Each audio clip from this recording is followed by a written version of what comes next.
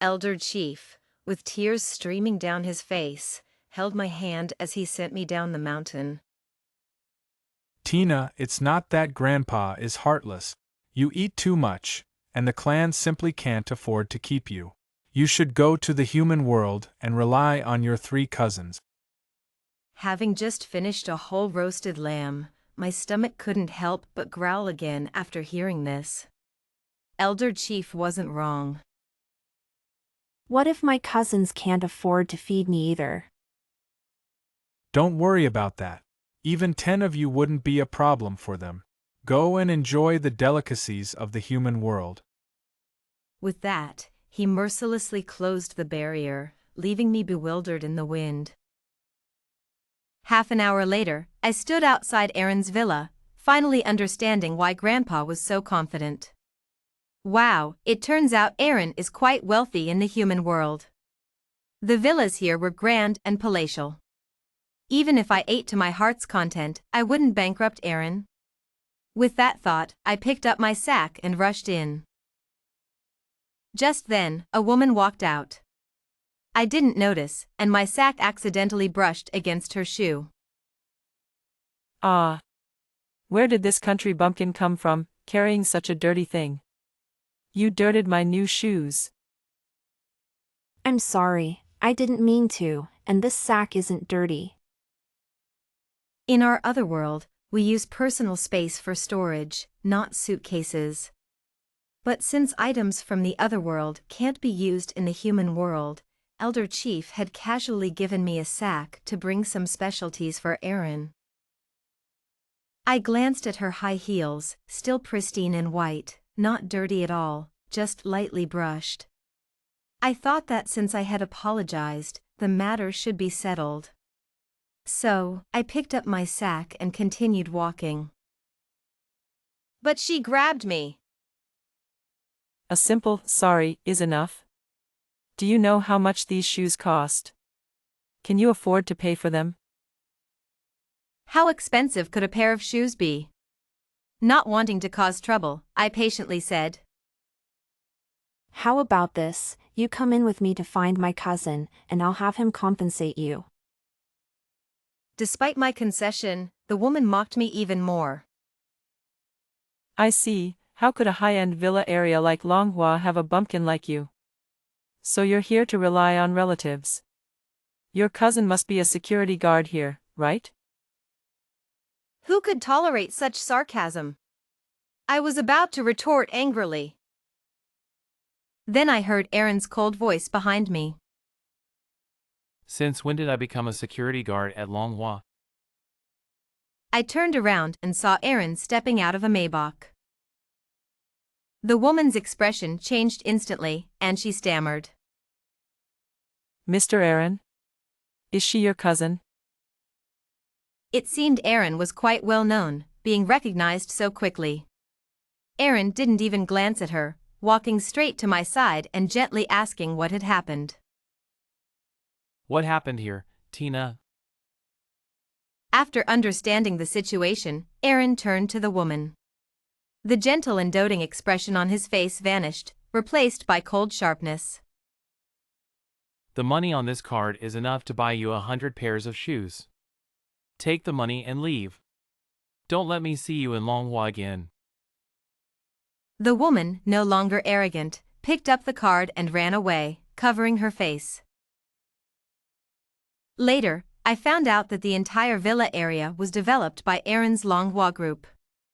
Aaron, also known as Aaron in the other world, belongs to the Azure Dragon clan, a top-tier family even in the human world. I never expected that even here, Aaron would be so impressive, having become the richest man in the country. Aaron took me back to his massive mansion, which spans thousands of square meters, and arranged a grand feast for me. As I ate heartily, I asked, "Where are Brian and Matthew? Why haven't I seen them?" Ethan is on a national tour, and Liam is abroad for a competition. I've already informed them that you've come to the human world. Once they're done with their commitments, they'll come back as soon as possible. You can stay here without any worries. After hearing Aaron's detailed explanation, I realized that both Brian and Matthew were doing exceptionally well in the human world too. Ethan, who belongs to the Qilin clan, is a top-tier singer in the human world, with tens of millions of fans. His concerts are always sold out. Liam, from the Taotao clan, is not much older than me but is already a renowned esports player. Last year, he led his team to win the global championship and was named the season MVP. Some might wonder how we can be siblings despite belonging to different clans. Over the centuries, the human world has transitioned from conflict to peace. Our otherworldly realm has undergone similar changes.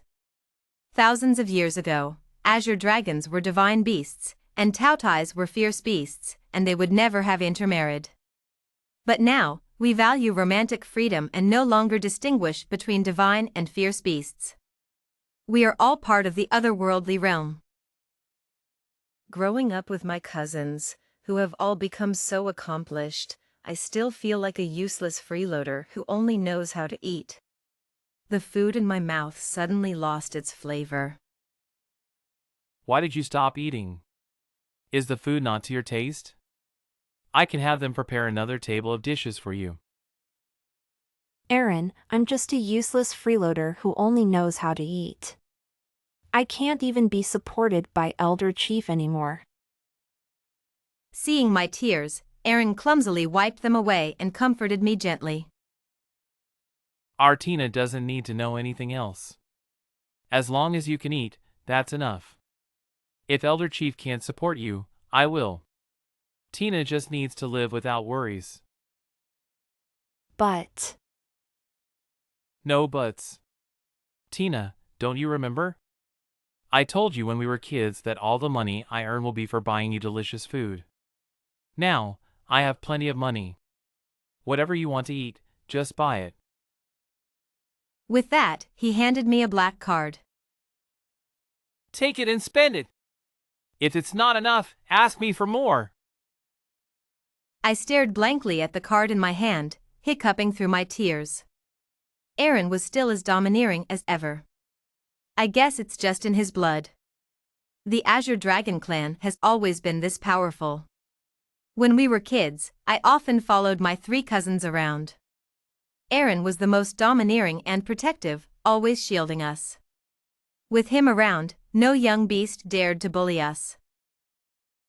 Brian was gentle and patient, always finding ways to make me happy. Matthew had a fiery temper and frequently got into fights with other young beasts. If anyone dared to say anything bad about me, he would confront them immediately. In the blink of an eye, my 3 cousins had all grown up and decided to venture into the human world. The flow of time is different between the otherworldly realm and the human world. They might have only been in the human world for a few years, but I hadn't seen them for decades in the otherworldly realm. At first, when Elder Chief asked me to come to the human world to find my cousins, I was a bit nervous, fearing that too much time had passed and we might have grown apart. But now, it seems my worries were unfounded. They still love me the most. Aaron calculated my age in the human world, which turned out to be 17, a year younger than Matthew. He took me to the Interdimensional Management Bureau to get a human ID card. Then he sent me to a human school. You'll have a chance to make new friends and experience human life. Aaron is usually very busy with work and worried that I might get bored at home alone. Unfortunately, the only friend I made at school was also a mythical creature. Hi, I'm Sophie, from the Rabbit Clan. Nice to meet you, Sophie. She looks fragile and helpless, instantly triggering my protective instincts. She clearly hadn't integrated into human society yet and was always shy and hesitant. Because of this, she was ostracized in class, and I became her first friend. On my first day at school, Aaron, worried I might get hungry, prepared a big bag of snacks for me to eat during breaks. After doing some exercises during the break, I returned to the classroom to find that my big bag of snacks had been divided up by my deskmate and a few other girls. Tina, you don't mind us eating some of your snacks, do you? Of course, I mind. You humans who know about propriety and shame, don't you understand that taking without asking is stealing? Didn't anyone teach you this basic principle? The girls around her awkwardly put down the empty wrappers in their hands. Jessica said these snacks were brought by you to share with everyone, so we thought. Jessica, my uncouth deskmate, nonchalantly took out $200 bills and tossed them lightly on my desk. All right, don't make that face. It's just some snacks not worth much. Can I just pay for them? Someone chimed in softly. Yeah, Jessica is so generous. She often buys everyone milk tea out of her own pocket. This new student is too stingy, making a fuss over a bag of snacks and actually asking Jessica for money. What bothers me is that Jessica, without asking, took the snacks Aaron prepared for me and shared them with others. Those were my things. What right did she have to do that? But these people were twisting the facts, making it seem like I was the one being petty for not wanting to share my snacks. In the end, it turned out to be my fault. I was fuming. Sharing a desk with such a person really affected my mood, so I applied to Mr. Johnson to change my deskmate. And my new deskmate was Sophie. Jessica's family is very wealthy and she often buys snacks and milk tea for everyone in class. She is very popular, so no matter if she is right or wrong, everyone will side with her. That afternoon, Jessica made a big show of buying a box of chocolates for every student in the class. I love sharing good food with those around me and don't mind spending a little money. Wow, she was really setting herself up as the rich and generous girl while subtly putting me down. Implying that I was stingy and unwilling to share good food with those around me? If it weren't for the fact that class was starting and Mr. Johnson walked in with a stern face, I would have argued with her. I have to say, Jessica's image as a wealthy and beautiful girl was really well established. She had gathered a loyal group of followers. This group, much like school bullies, ran rampant in the class, ganging up to ostracize and intimidate those they didn't like. Sophie was one of their targets. As soon as class ended, Jessica led her minions over. Hey, bucktooth girl, you should get your teeth fixed. Just looking at you makes me lose my appetite. Sophie blushed with shame and anger, lowered her head, bit her lip, and said nothing. I couldn't stand it anymore and kicked the desk, causing Jessica to wobble and almost fall off. What's wrong with buck teeth? They're cute. Unlike you, it seems only your mouth evolved when humans did. Jessica, probably used to running the class, was shocked to see someone dare to talk back to her. After a long pause, she said angrily, Do you know who I am? How dare you talk to me like that? Who could you be? At most, you have an ID card. A muddy eel that touched some seawater, and you really think you're seafood? I suggest you put an antenna on your head like a Teletubby, so you can always know your place. I was a level 10 internet troll from another world. After all, if I wasn't eating, I was playing. I had learned plenty of these comebacks from the human world. I often climbed over the wall from the other world to the human world to argue with people online. Jessica clenched her fists, looking at me as if she wanted to eat me alive. Do you know who my dad is? I don't know. Why? Didn't your mom tell you? Just you wait. Jessica told me to wait, and I thought she might have some tricks up her sleeve. But it turned out her trick was to tell the teacher. Mr. Johnson called both of us to the office and only scolded me. Tina, why did you get into a conflict with someone as soon as you transferred to this school? Can you get along with your classmates? I was indignant and told Mr. Johnson all the things Jessica had done. Do you think I started this conflict? Do you think I don't want to get along with my classmates? Mr. Johnson seemed surprised that I talked back and looked a bit embarrassed.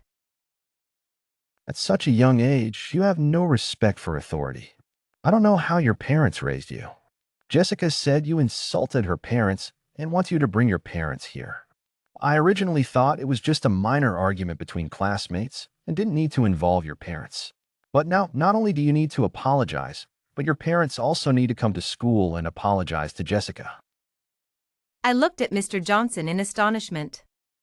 How much had he drunk to be this out of it? And which of my words insulted Jessica's parents? He didn't even mention Jessica mocking Sophie's buck teeth. I realized that Jessica had already flaunted her status in front of Mr. Johnson. Unlike Aaron, who worried that his status might cause trouble for me and had asked Principal Smith to keep a low profile when he brought me to school. I wanted to see just how powerful Jessica's dad was. An apology is out of the question. You want me to bring my parents? Fine, I'll play along. Seeing my unyielding attitude, Mr. Johnson couldn't hold it together and told me to bring my parents before evening study hall. So, on my first day of school, I was already asked to bring my parents. I called Aaron and told him everything. He was furious. He was angry that I had been wronged on my first day at school.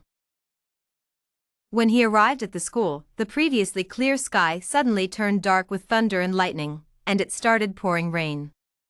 No wonder he's from the Dragon Clan. His aura when angry is truly formidable. Principal Smith personally received my cousin Aaron. In the office, the roles quickly reversed.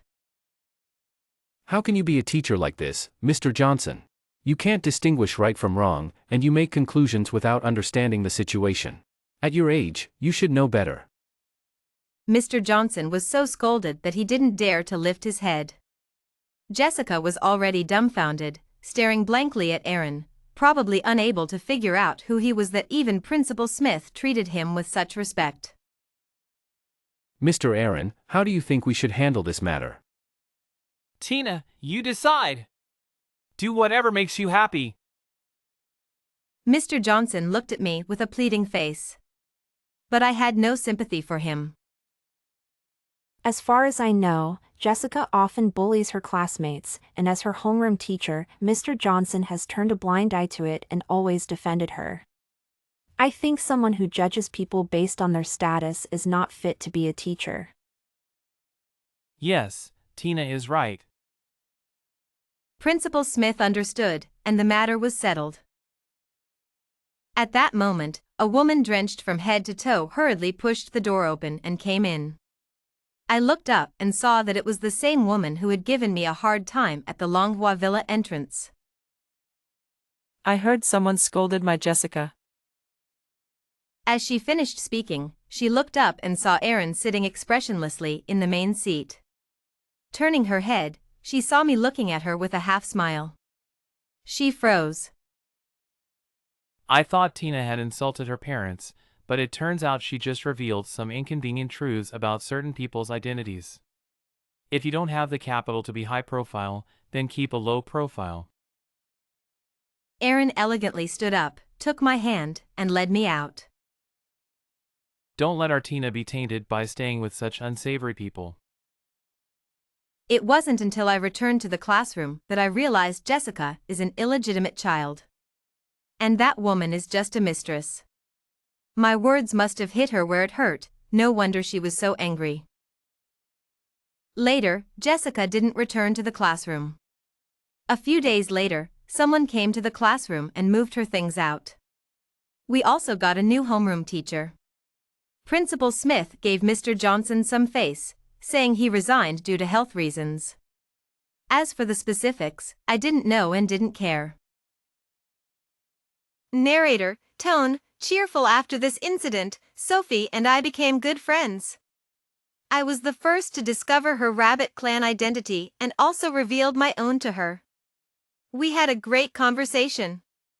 Through our detailed chat, I found out she was a fan of Brian. When Brian returned to Sichuan City after his national tour, the usually reserved Sophie was beyond excited. Sophie, Tone, excited, I can't believe Brian is back. I'm so thrilled. A pesky girl threw cold water on her excitement. This girl was Rachel, who used to be close to Jessica. She was one of Jessica's lackeys. Rachel, Tone, unfriendly look at you, acting like you've never seen the world. How dare you call yourself a fan of Ethan? I bet you've never even spent money on him. Even though Jessica had transferred schools, Rachel still relied on the connections she had built through Jessica to act high and mighty in the class. It was said that she was a big fan on Brian's super topic and had some influence on online platforms. Despite being fans, she always felt superior and often stirred up trouble online. Rachel, Tone, unfriendly, you're spending your parents' hard-earned money. What's so noble about that? You're so young, and yet you've lost your mind over a celebrity. I couldn't stand her arrogant attitude and retorted bluntly. Tina, Tone, serious, you're spending your parents' hard-earned money too. What makes you any different? Rachel was taken aback and didn't dare to talk back. Ever since the conflict between Jessica and me, which led to Jessica transferring schools while I remained unscathed, many people started speculating about my background. Rachel just gave Sophie a disdainful glance and turned to loudly declare to her other friends. Rachel, Tone, shouting, remember this, our group doesn't recognize fans like her. Narrator, Tone, cheerful, I couldn't help but laugh. Since when did she get to decide who qualifies as a fan? Do you know? Ethan has a private schedule to visit our school. It's probably happening in the next few days. I was stunned. A few days ago, Aaron did mention to me that after Brian's national tour, he would rush to Sichuan City immediately. He must be eager to visit me at school. Of course, given Brian's current status, he would be fully disguised to avoid causing a commotion. But how did Rachel know about this private schedule? One of her friends raised this question. Rachel, Tone, unfriendly, don't worry about that. Just trust me. My information is never wrong. Her friends seemed skeptical. Tina, Tone, serious, oh, so you're a stalker fan? Her friends' expressions changed instantly, and they frowned. In the fan community, stalker fans are despised by everyone. These fans have taken their obsession to an extreme, using methods like spying and following to invade the private lives of their idols. They are overly concerned with their idols' personal lives and proudly share this information everywhere, severely affecting the idols' normal lives. Rachel, embarrassed and angry after being exposed, raised her voice. Rachel, Tone, shouting, Tina, stop causing trouble here. I just happen to know Ethan's assistant, so I got some inside information. What are you talking about? Tina, Tone, serious, just because you shout louder doesn't mean you're right. If what you said is true, and the assistant is leaking Ethan's private schedule, that unprofessional assistant would be fired. Are you sure you want to blame the assistant? Rachel was stunned by my words, but quickly retorted with a sneer. Rachel, Tone, unfriendly, who do you think you are? Do you think you can just get someone fired? If you have the guts, go message Ethan on Weibo and ask him to fire his assistant. See if he even responds to you. Stop pretending. I wasn't sure if Brian's assistant was innocent, but judging by Rachel's flustered reaction, I was probably right. Brian's schedule was indeed leaked. Early that morning, many people at school were whispering. Is Ethan really coming to school today? This information came from a major fan. It can't be wrong. In no time, these fervent fans, led by Rachel, skipped their classes and rushed to the school gate, hoping to catch a glimpse of Brian. Fortunately, Brian was always quick-witted and resourceful. He had his assistant fully disguised with sunglasses and a mask, sitting in the nanny car to divert attention. Meanwhile, he donned a school uniform, wore a mask, and boldly walked into the school. While the crazed fans were at the gate, many rational fans stayed behind, not joining the frenzy. So, when Brian knocked on our classroom door, many fans stared at him, whispering, "Why do I feel like this person looks like Ethan?" That can't be right. Rachel and the others are blocking the gate. Ethan shouldn't be able to get into the school. Brian just smiled at these comments and waved at me. I quickly ran out and pulled him to the deserted rooftop. Brian, this is too risky. If those crazy fans catch you, you'll be in trouble. It's been too long since I last saw you. The first thing I had to do upon returning to Chuanqing was to see you. A little risk is worth it. I'll be at Aaron's Longhua Villa after school. You can see me then, can't you? That's different. It's one thing for Aaron to see you first, but I can't let Liam beat me to it. Huh? What does this have to do with Matthew? Brian returned to his usual demeanor, smiling warmly. Nothing. Our Tina has grown up. Hearing this made me sad, and I lowered my eyes. Elder Chief said that if I eat this much before adulthood, the gluttonous clan might be eaten out of existence by the time I grow up.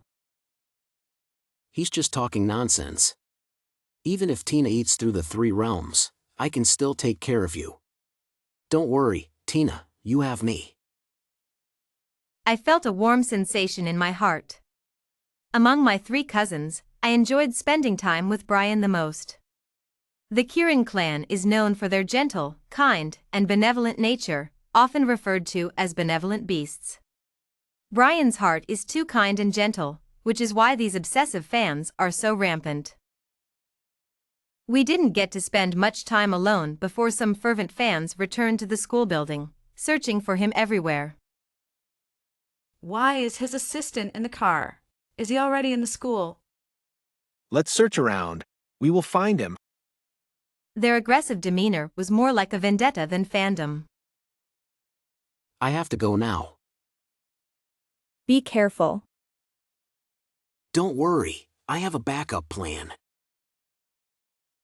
Brian's backup plan turned out to be Matthew. Don't be fooled by my gentle exterior, I'm actually quite cunning. He completely predicted how flamboyant Matthew would be when he arrived at the school. Can't let Liam steal the spotlight. Matthew drove his flashy red Ferrari to the school gate and executed a perfect drift. The fans waiting for Brian at the school gate were stunned by the scene. Tina, I'm here. Please inform Tina from Class 2A that her 3rd cousin Liam is waiting for her at the gate. Matthew is a well-known esports player, and any student who plays games has heard of him. In an instant, the atmosphere at the school became even more electrified. Who is Tina? She's so lucky to have a world champion cousin. I nervously touched my nose. This is just the beginning. Taking advantage of the chaos among the students, I watched as Brian, in a new disguise, walked out of the school gate openly. Everyone's attention was drawn to the flamboyant Matthew. Matthew's personality is just like that, everything he does is high energy. It's said that his aggressive playstyle in competitions excites esports fans. I never expected him to come looking for me in such a high-profile manner. This is so embarrassing. Sophie appeared behind me at some point and poked my arm. Tina, why aren't you going? Her words revealed my identity to the onlookers who didn't know me. Blushing, I reluctantly headed to the school gate under everyone's gaze. As soon as he saw me, Matthew gave me a bear hug. Tina, I've missed you so much. You have no idea. I couldn't focus on my matches these past few days because I just wanted to come back and see you. To be honest, I had heard about it. It said that Matthew's team had been finishing their matches with a 3-0 score, ending each game in about 10 minutes without any overtime. He leaned close to my ear, grinning. I know you love to eat. I brought back a lot of delicious food from France. How about that? Isn't your third cousin great? You're the best, third cousin. His eyes twinkled mischievously as he continued to ask.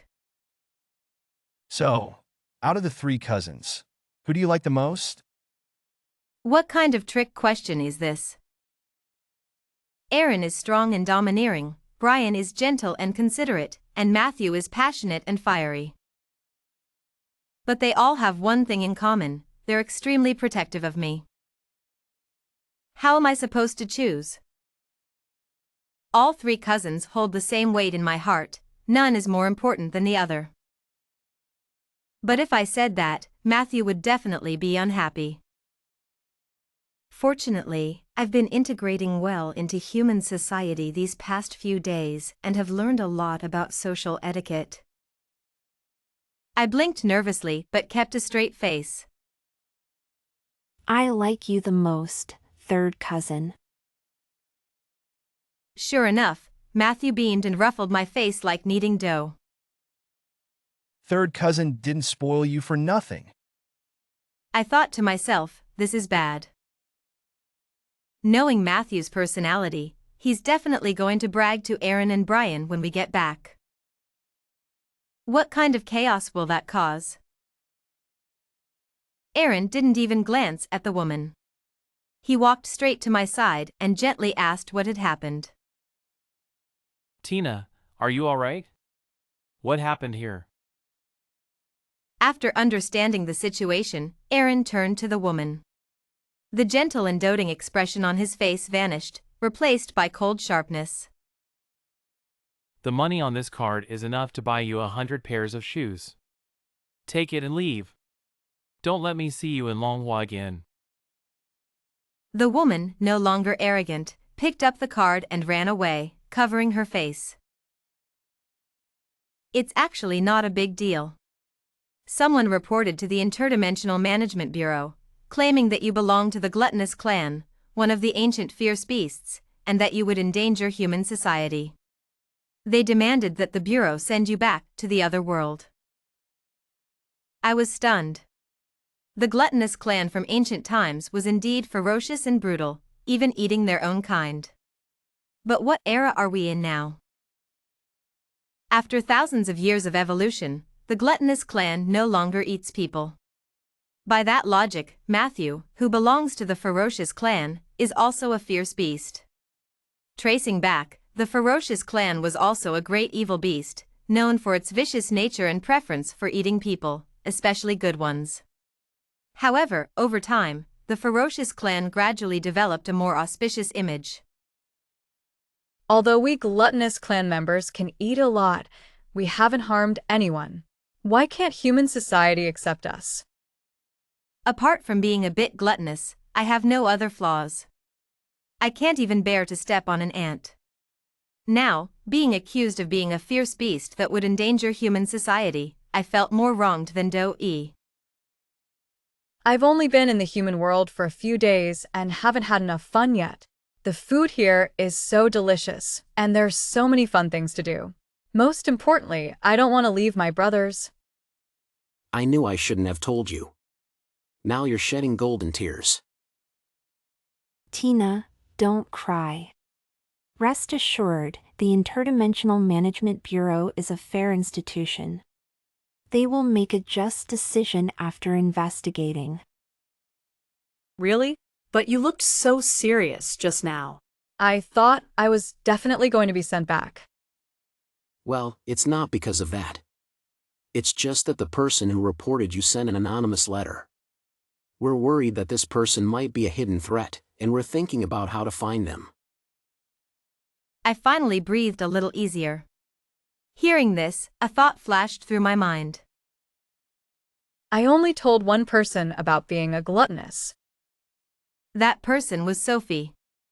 I recalled Sophie's strange expression during the day, and my heart felt a bit heavy. I couldn't believe that someone who appeared so innocent like a little white rabbit would write an anonymous letter behind my back, accusing me of being a fierce beast. A little later, Aaron and Matthew returned. They had been socializing with people from the Interdimensional Management Bureau.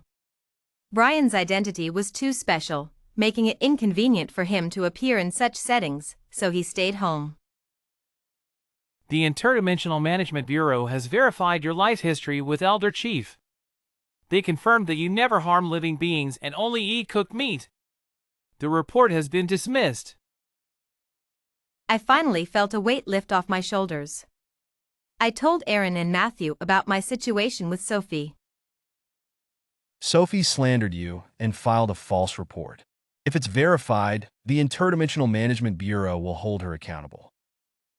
Over the years, it has been challenging for us interdimensional beasts to integrate into human society. We have to hide our true nature and identity, living like humans. Being misunderstood and ostracized by humans is one thing, but being smeared by our own kind is intolerable. The Interdimensional Management Bureau would not tolerate such behavior. But this left me in a difficult position. I could guess that Sophie did it, but I had no evidence. If I confronted her directly, she would definitely not admit it. Moreover, I couldn't understand why Sophie would do this. I had no grudges against her. In fact, I had even helped her when she was bullied by Jessica. I didn't expect her to be grateful, but why repay kindness with malice? Then I'll go and talk to her until she admits it. I weakly protested. Good beasts don't hit girls. We are in human society now, and we must follow human rules. Hitting people is illegal. Don't be impulsive. Brian, usually gentle, suddenly spoke up. I have a plan. Here it comes, that scheming feeling again. My eyes sparkled as I stared at Brian. After hearing his plan, I applauded in admiration. The plan was simple, just a matter of setting a trap. If Sophie was dissatisfied with the failed report, she would definitely look for my weaknesses again and report me a second time. The next day, I brought some tomato sauce and mochi that looked like raw meat to school. During lunch break, I took out a transparent lunchbox and secretly showed it to Sophie. Look what good stuff I brought. Sigh, human society is so troublesome. We can't eat raw meat, only cooked meat. I've been craving this for a while. Sophie swallowed and licked her lips. According to the rules set by the Interdimensional Management Bureau, interdimensional beasts are not allowed to eat raw meat in human society, or they will be sent back to the interdimensional world. I'll eat it secretly.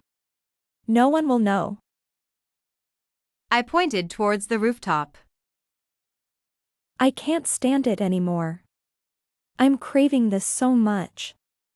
You keep watch for me, and I'll come down after I finish eating. Sophie's eyelashes fluttered, and she slowly nodded. I took the box and headed to the rooftop, with Sophie following closely behind. I pretended to be indulging in eating raw meat, taking big bites of mochi covered in tomato sauce. I even deliberately smeared some tomato sauce around my mouth. After finishing, I stayed a bit longer to let the tomato smell dissipate before leaving. Sure enough, when I got home that evening, the so-called photos of me eating raw meat had been sent to the Interdimensional Management Bureau. The angle of the candid shots could only have been taken by Sophie, who had agreed to keep watch for me. With evidence in hand, I felt more confident. The next day at school, I dragged Sophie to the rooftop and shoved the photos in her face. Explain yourself.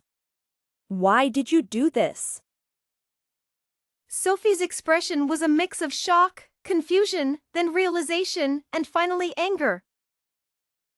This is fake. You did this on purpose to deceive me? How did I not notice your acting skills were this good? Haven't you always played the role of an innocent little rabbit in front of me? I don't recall ever offending you. What's your reason for doing this? Reason? Do the beast folk need a reason to act? Don't think that just because you look human now, you truly are one. You're just a fierce creature in human skin, and you'll never become a real person. Suddenly, I understood. All this time, you've been ostracized by humans because you couldn't shake off your beast folk habits. You couldn't even successfully transform, with those obvious rabbit teeth and timid nature, making it impossible for you to fit into human society. So, seeing how quickly I adapted to being like a normal person, you couldn't stand it. You were jealous. Perhaps I hit the mark, as Sophie didn't argue. What's so great about the human world? Humans are hypocritical, no different from beasts in essence. I was expelled from the other world, and I can't find a place here either. In this world, whether human or beast, it's all the same, pathetic and pitiful. You're just projecting your own feelings. In the other world, I was a well-liked beast, and in the human world, I'll be a well-liked person too. And you, no matter where you are, will never learn to be a decent being. That's your own problem. The Interdimensional Management Bureau will send you back to the other world. As you wished, you'll be leaving this hypocritical human world. Sophie's face turned pale. I ignored her and returned to the classroom. Not long after, Sophie, like Jessica, stopped coming to school. I made new friends in class and actively integrated into human society. I continued living happily, and my classmates, who were once curious about my origins, gradually forgot about it. In reality, one's background isn't as important as imagined. Being optimistic, cheerful, and positive will earn you more friends, while a dark, bitter heart will always be exposed to the light. Jessica wasn't a good person, and Sophie wasn't a good beast either. There are bad people everywhere, and there are good people everywhere. And I will learn to be a good person.